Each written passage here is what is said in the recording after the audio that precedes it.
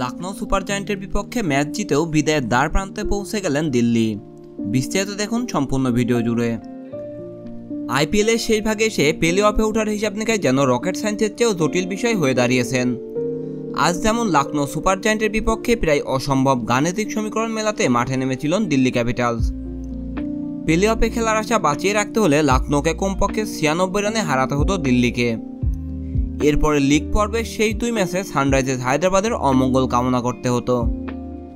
আজ ঘরের মাঠে অরুণ জেটলি স্টেডিয়ামে মৌসুমে নিজেদের শেষ ম্যাচে জয় পেয়েছেন ঋষভ পান্তের দিল্লি, কিন্তু ব্যবধানটা ছিল মাত্র 19 রানের।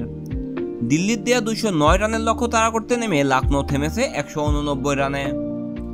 এই জয়ে পয়েন্ট তালিকার 6 নম্বর থেকে 5 নম্বরে উঠে এসেছেন দিল্লি, কিন্তু নেট রান রেটে এখনও ঋণাত্মকতায় থাকায় অন্য দলগুলোর ম্যাচের ফল যাই হোক না কেন শেষ চারে দিল্লির উঠে আসার সম্ভাবনা নেই বললেই চলে।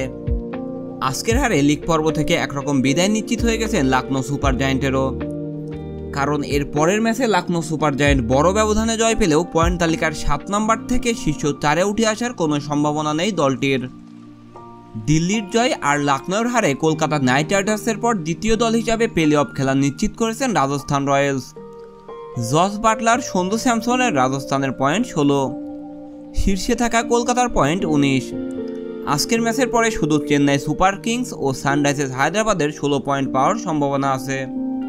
তার মানে 4 দলের বেশি 16 পয়েন্ট অর্জনের সম্ভাবনা না থাকায় 2 ম্যাচ বাকি রেখেই শেষ চার নিশ্চিত করেছেন রাজস্থান রয়্যালস। টসে হেরে আগে ব্যাটিংয়ে নেমেই দিল্লি ম্যাচের দ্বিতীয় বলে হারিয়ে ফেলেন অস্ট্রেলিয়ার তরুণ প্রতিভা জেক ফ্রেজার ম্যাগারকে, কিন্তু অভিষেক পোরেল আর শাই হোপের ঝোড়ো ব্যাটিংয়ে নিমিশেই শুরুর ধাক্কা সামলে ওঠে দিল্লি। দুজনে 92 রানের জুটি স্বাগতিকদের বড় সংগ্রহের ভিত গড়ে দেয়। হোপ 38 রান করে আউট হলেও পোরেল তুলে নেন এবারের আইপিএলের নিজের দ্বিতীয় 50। শেষের দিকে লখনৌর বোলারদের উপর তাণ্ডব চালিয়ে 50 তুলে নেন স্টেন স্টপস, তাতে দিল্লি 200-এর গণ্ডি টপকে যায়। লক্ষ্য তাড়া করতে নেমে শুরুতেই ঈশান্ত শর্মার তোপের মুখে পড়েন লখনৌ সুপার জায়ান্ট। দলটি পাওয়ার প্লেতেই হারিয়ে ফেলে 4টি উইকেট, যা 3টি নেন দীর্ঘদেহী পেসার ঈশান্ত শর্মা। এরপরে আরেক প্রান্তে ঝড় তুলে লখনৌকে জয়ের আশা দেখান নিকোলাস পুরান, তবে দলীয় সংগ্রহ 100 ছোঁয়ার পরপরই ব্যক্তিগত 61 রানে আউট হয়ে যান নিকোলাস পুরান। ম্যাচ তখনই দিল্লির নিয়ন্ত্রণে চলে আসে।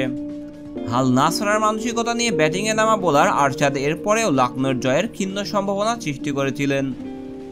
3-4 আর 5 ছক্কায় অরুণ জেটলি স্টেডিয়ামের গ্যালারি বেশ কিছুক্ষণ স্তব্ধ করে রেখেছিলেন তিনি, কিন্তু আরশাদকে বাকিরা সেভাবে সঙ্গ দিতে না পারায় প্রাণ ফেরে গ্যালারিতে। শেষ পর্যন্ত 58 রানে অপরাজিত থাকেন আরশাদ খান, কিন্তু দল হেরে যাওয়ায় তার বীরত্ব যেন বৃথাই হয়ে গিয়েছে।